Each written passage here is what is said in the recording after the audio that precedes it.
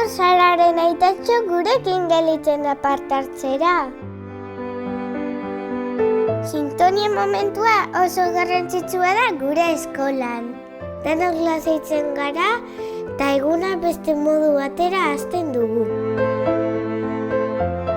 Begira gure eskolako txikiak nola aritzen diren. Elkar lagunduz denok ikasten dugu. Bakoitzak nahi dugun aukeratzen dugu. Jolasak, matematika jokoak, idazketa, irakurketa. Hala, begira andereño joanei ipuin batekin danak elkartu ditu. Andereñok esaten digu artistarik onenak garela. Amatxok askotan aipatzen dit arte hitza zer izango ote da. Gure eskolan arteak tokia badu. Aitatxo, amatxo eta irakasleekin arte tailerrak egiten ditugu.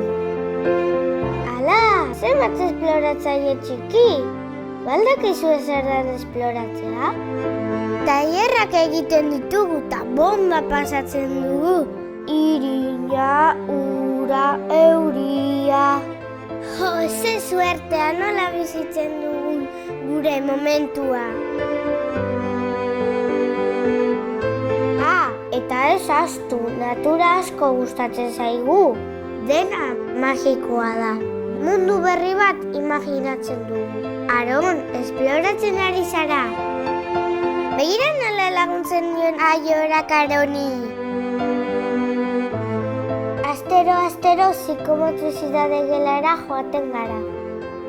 Jola simbolikoan aritzen gara eta gure emozioak adierazten ditugu. Eta baldakizu zer dan konfiantza. Amatxok egunero lasai usten hau eskolan. Gure andereño iseko bezala da.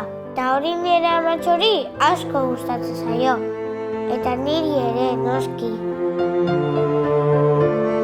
Sekretu txiki bat kontatuko dizuet. Gure eskolan proiektu zoragarri bat daukagu. Begira zelako txirrista. Eta akuariuma, anfiteatroa. Zantzerki politak egingo ditugu. Eta izkutatzeko lekuak, zuhaitzak. Leku batetik bestera gurutzatuko dugu. Hemen irakurtzeko tokiak, eta lasai egotekoak. Eta ikasle txiki eta hundiak hemen egongo gara. Ez alda ametxetako eskola. Animatzen azarete gurekin esploratzera.